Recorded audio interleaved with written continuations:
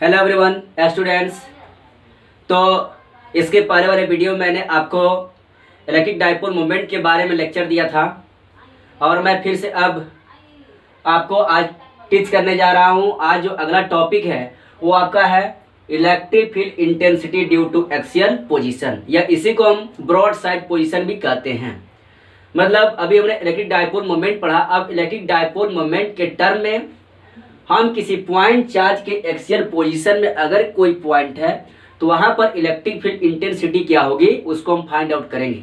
And this is very very important according to your examination view. आपके exam के view से ये बहुत ही इंपॉर्टेंट टॉपिक है। तो स्टूडेंट्स, हम क्या करते हैं कि let us consider we have a electric dipole which consist of two charges plus q charge and minus q charge. हम कंसिडर कर लेते हैं कि हमारे पास एक इलेक्ट्रिक डाइपोल है जिसमें दो चार्ज है, एक आपका प्लस क्यू चार्ज है और दूसरा आपका माइनस क्यू चार्ज है, और इनके बीच का जो सेपरेशन है वो 2l है। Also let the mid point of this electric dipole is O। हम ये भी मान लेते हैं क्या कि ये जो इलेक्ट्रिक डाइपोल है, इस इलेक्ट्रिक डाइपोल का जो मिड पॉइंट है वो O है। And there is a point P in the axial position of this electric dipole। Axial position जैसे इसका एक्सिस यही है, उसी डायरेक्शन में आपका क्या पॉइंट P है। There is a point P in the axial position of this electric dipole AB at a distance small r from the midpoint of this electric dipole। आप यहाँ पर फिगर में देख रहे हो। तो मैंने मान क्या लिया कि हमने मान लिया कि हमारे पास एक इलेक्ट्रिक डाइपोल AB है और इस इलेक्ट्रिक डाइपोल AB के एक्सियल पोजीशन में एक पॉइंट P है जो इस इलेक्ट्रिक डाइपोल के मिड पॉइंट O से स्मॉल r डिस्टेंस पर लोकेट है। यहां तक कंफर्म हो गया। तो कल मैंने पॉइंट चार्ज के कारण किसी पॉइंट पर इलेक्ट्रिक फील्ड इंटेंसिटी निकाला था और आपने वहां पर देखा था कि एक्सप्रेशन आया था E vector is equals to 1/4 pi epsilon nought Q by R square. Means हमने यहाँ पर देखा क्या कि यहाँ पर डिस्टेंस की आवश्यकता होगी, चार्ज से उस पॉइंट की क्या डिस्टेंस है उस डिस्टेंस को निकालना पड़ेगा। तो अगर हम इस इलेक्ट्रिक डाइपोल के ड्यू इस पॉइंट P पर इलेक्ट्रिक फील्ड इंटेंसिटी को निकालना चाहते हैं तो हमको क्या करना पड़ेगा। सबसे पहले हम प्लस Q चार्ज के ड्यू इस पॉइंट P पर इलेक्ट्रिक फील्ड इंटेंसिटी निकालेंगे, उसके बाद माइनस चार्ज Q के ड्यू इस पॉइंट P पर इलेक्ट्रिक फील्ड इंटेंसिटी निकालेंगे, और फिर इन दोनों का रिजल्टेंट जब निकाल लेंगे तो इस इलेक्ट्रिक डाइपोल AB के कारण पॉइंट P पर इलेक्ट्रिक फील्ड इंटेंसिटी निकल जाएगी।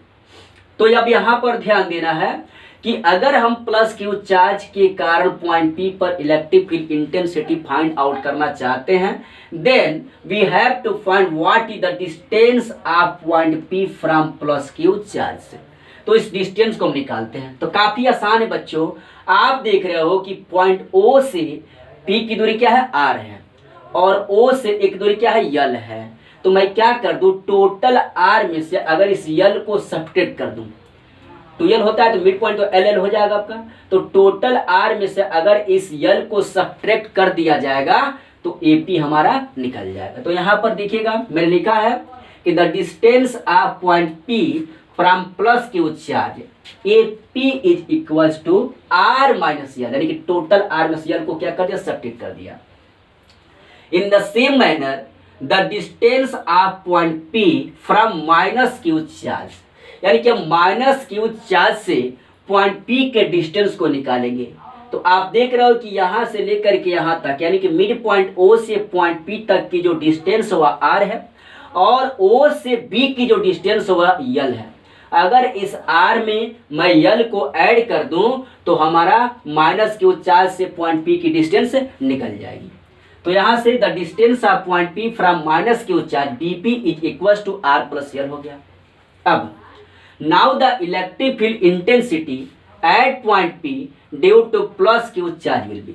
अब क्या करेंगे, सबसे पहले हम क्या करते हैं कि प्लस Q चार्ज के ड्यू इस पॉइंट P पर इलेक्ट्रिक फील्ड इंटेंसिटी निकाल लेते हैं। तो कल के डिफिनीशन से क्या हो जाएगा, E1 वेक्टर मान लेते हैं क्या कि प्लस Q चार्ज के कारण पॉइंट P पर जो इलेक्ट्रिक फील्ड इंटेंसिटी है वह E1 वेक्टर है। तो E1 वेक्टर इक्वल्स क्या हो जाएगा, ये आपका हो जाएगा 1/4 पाई एप्सिलॉन नॉट Q और इनके बीच का डिस्टेंस का क्या स्क्वायर। तो बीच के डिस्टेंस का जैसे आपका कल R स्क्वायर था, अब यहाँ प्लस Q चार्ज से जो डिस्टेंस हमारा R माइनस L है, तो यहाँ पर क्या हो जाएगा R माइनस L का होल स्क्वायर, यानी कि वही हमारा क्या है AP का स्क्वायर। अब इस चार्ज के कारण जो यहाँ पर इलेक्ट्रिक फील्ड इंटेंसिटी आएगी उसकी डायरेक्शन क्या होगी, तो A से P की ओर होगी, प्लस Q चार्ज है, तो ये हमारा हो गया। In the same manner the electric field intensity at point P due to minus Q charge. अब माइनस Q चार्ज के ड्यू, इस माइनस Q चार्ज के ड्यू पॉइंट P पर क्या निकाल लेंगे, पॉइंट P पर इलेक्ट्रिक फील्ड इंटेंसिटी निकालेंगे। तो फिर से वही हो जाएगा आपका E2 वेक्टर। मान लेते हैं किसी का हमारा क्या E2 वेक्टर है, E2 vector is equal to -1/4 pi epsilon nought, क्योंकि चार्ज आपका क्या माइनस है, अपोजिट डायरेक्शन में, -1/4 pi epsilon nought Q upon R plus L का होल स्क्वायर। अब यहां से लेकर के यहां तक की दूरी क्या है, यानी कि माइनस Q चार्ज से पॉइंट P का जो डिस्टेंस है, the distance of point P from minus Q charge is R plus L को मैंने ऐड कर दिया, यहां पर आपने लिखा भी है कि ये प्लस R प्लस L होगा, यानी कि BP का square that means R plus L का होल स्क्वायर। इसका डायरेक्शन किधर होगा, इसका डायरेक्शन P से B की ओर होगा, opposite direction, because both charges have opposite character to each other, दोनों का एक दूसरे का अपोजिट कैरेक्टर है। तो मैंने प्लस Q चार्ज के ड्यू पॉइंट P पर और माइनस Q चार्ज के ड्यू पॉइंट P पर इलेक्ट्रिक फील्ड इंटेंसिटी को फाइंड आउट कर लिया। Now we are going to find what is the resultant electric field intensity at point P। अब हम फाइंड आउट करने जा रहे हैं क्या कि पॉइंट P पर रिजल्टेंट इंटेंसिटी क्या होगी। Hence the resultant intensity at P will be E vector equals, क्या कर देंगे, E vector equals E1 vector plus E2 vector, यानी कि दोनों का वेक्टर सम ले लेंगे। E1 vector plus Q charge के कारण पॉइंट P पर क्या है, माइनस Q चार्ज के कारण पॉइंट P पर क्या है इलेक्ट्रिक फील्ड इंटेंसिटी, इन दोनों का क्या करेंगे, वेक्टर सम करेंगे। तो यहां से हमारा E vector equals C1 vector plus E2 vector. अब यहां देखिएगा E vector equal C1 vector की वैल्यू क्या है, यहाँ से 1/4 pi epsilon nought Q upon R minus L का होल स्क्वायर, और यहाँ पर देखिए माइनस है क्योंकि अपोजिट डायरेक्शन, यहाँ पर प्लस, यहाँ पर क्या minus 1/4 pi epsilon nought Q upon R plus L का होल स्क्वायर। अब यहाँ पर आप देख रहे हो कि Q upon 4 pi epsilon not यहाँ भी है, Q upon 4 pi epsilon not यहाँ भी है। तो मैं क्या करता हूँ कि जो Q upon 4 pi epsilon not common term है, इस कॉमन टर्म को क्या करते हैं, ब्रैकेट से बाहर निकाल लेते हैं। तो जैसे मैंने कॉमन टर्म को ब्रैकेट से बाहर निकाला तो Q upon 4 pi epsilon not बाहर आ गया, यहाँ क्या बचेगा 1/R माइनस L का होल स्क्वायर, और यहाँ क्या बचेगा -1/R प्लस L का होल स्क्वायर हमारा हो गया Q upon 4 pi epsilon nought. अब मैं क्या करता हूँ कि R माइनस L का होल स्क्वायर और R प्लस L का एलसीएम, R प्लस L के होल स्क्वायर का एलसीएम ले लेता हूँ। यहाँ पर R माइनस L का होल स्क्वायर हो गया और यहाँ पर R प्लस L का होल स्क्वायर हो गया। तो पहले एलसीएम से जब डिवाइड कर तो पहला एलसीएम कैंसिल और R प्लस L का ऊपर मल्टीप्लाई 1 हो जाएगा, तो R प्लस L का whole square and this is minus R plus L square से R plus L square cancel और R माइनस L का होल स्क्वायर का 1 मल्टीप्लाई तो R माइनस L का होल स्क्वायर हो जाएगा। अब जब इसको हम क्या करेंगे A प्लस बी के होल स्क्वायर पर और इसको A माइनस बी के होल स्क्वायर पर सिंबल सही जब तोड़ेंगे तो हमारा क्या आपका R plus R square plus L square, R square L square जो टर्म हो कैंसिल हो जाएगा और इसका 2RL और इसका 2RL जब बचेगा तो 2RL प्लस 2RL 4RL हो जाएगा। और देखिएगा यहाँ पर R माइनस L का होल स्क्वायर और ये आपका R प्लस L का होल स्क्वायर है, तो इसको पूरे ब्रैकेट में हम एक साथ ब्रैकेट कर लेते हैं, दोनों का जब होल स्क्वायर तो यहाँ पर middle bracket R minus L और R प्लस L के का होल स्क्वायर में लिख दिया, क्योंकि इसका भी स्क्वायर इसका भी स्क्वायर है। ठीक है, अब यहाँ से देखिएगा vector A equals Q upon 4 pi epsilon naught 4RL, ये देखिएगा R minus L R plus L, factorization formula आ गया अब आपका R minus L R plus L, यानी कि A plus B A minus B किसका फार्मूला है, तो A square minus B square का फार्मूला है। आप इस बात को क्लास 8 में ही क्लास 8 में ही लर्न कर चुके हो, तो यहाँ पर मैंने R square minus L square को लिख दिया। अब यहाँ पर काफी इंटरेस्टिंग बात मैं करने जा रहा हूँ जिसको आप काफी ध्यान से समझेंगे। Students you know it very well the distance between two charge of dipole 2L is very very list, बहुत छोटा होता है, यानी कि इलेक्ट्रिक डाइपोल AB के बीच का जो डिस्टेंस है, लिस्ट डिस्टेंस आपको डिफिनेशन में दिया गया, वो बहुत छोटा है। तो अगर उसका हाफ डिस्टेंस ले लें तो वह और भी छोटा होगा। बोलिए होगा कि नहीं होगा, होगा। फिर देखने वाली बात है कि जो पॉइंट P है वो पॉइंट P इसके मिड पॉइंट से बहुत दूरी पर है। तो अब आप देख रहे हो क्या कि यहां पर मैं देख रहा हूं R square minus L square. अगर कोई क्वांटिटी बहुत छोटी हो और उसका स्क्वायर किया जाए तो वह और भी छोटी हो जाती है। If any quantity is very small and it is square cubic then it will become so small, and if a quantity is large it has a square value, it has cubic value, then its value becomes so large। यानी कि आप देख रहे हो क्या कि r बहुत बड़ा है और उसका स्क्वायर करेंगे तो वह और भी बड़ा होता जाएगा। यल बहुत छोटा है और उसका स्क्वायर करेंगे तो वह और भी छोटा हो जाएगा। तो अब मैंने आपको एक एग्जांपल देता हूं क्या कि अगर मान लो कि समुद्र में जाते हो तो वहां पर व्हेल मछली के सामने छोटी मछलियों का क्या औकात है, उनको निग्लिजिबल मान लिया जाता है।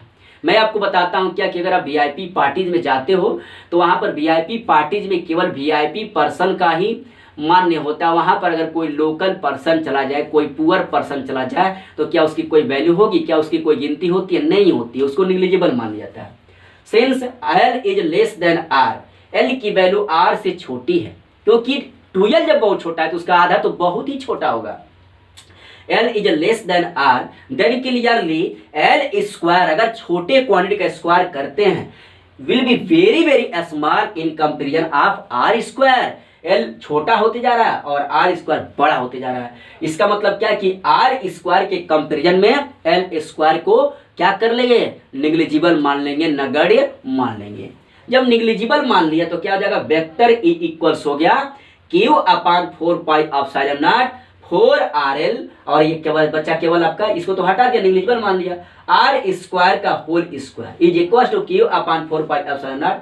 अब आर का स्क्वायर तो आर की पावर क्या हो जाएगा? पावर का पावर ऐड हो जाता है, या पावर यहाँ पर मल्टीप्लाई होता है तो मल्टीप्लाई 2 to 4, तो आर के पावर 4 होगा और एक ऊपर आर है तो एक आर से एक आर का पावर 4 तो एक आर कट जाएगा और आर के पावर 3 आपका बच जाएगा। अब यहाँ पर मैंने एक एडजस्टमेंट किया है, ये आपका 4 है तो 4 को मैंने क्या कर दिया? 2 कर दिया। इस यल को जो ऊपर आप यल देख रहे हो, यल यहाँ पर यल को रन किया, क्यू को अंदर भेज दिया, तो यहाँ से 1 अपान 4 पाई एप्सिलॉन नॉट 2 को मैंने क्या कर दिया? 4 को 2 into 2 कर दिया, 2 कर दिया, 2l यानी कि 2l, और एक जो आपका क्यू बाहर दिख रहा था ना, इस क्यू को अंदर भेज दिया तो 2l Q upon R Q. ऐसा मैंने क्यों किया? क्योंकि अभी आपको मैंने डिफिनेशन पढ़ाया इलेक्ट्रिक डाइपोल मोमेंट का, और इलेक्ट्रिक डाइपोल मोमेंट आपने पढ़ा क्या कि vector p is equal to, या p is equal to 2l Q, mathematical value p is equal to क्या होता है? 2l क्यू होता है। तो यहां से आप देखो क्या, अब यहाँ पर जो 2l क्यू आया, इसके प्लेस पर मैं क्या लिख दूंगा? इसके प्लेस पर p वेक्टर लिख दूंगा। इस प्रकार से हमारा आ जाएगा electric field intensity at point p in the axial position of electric dipole AB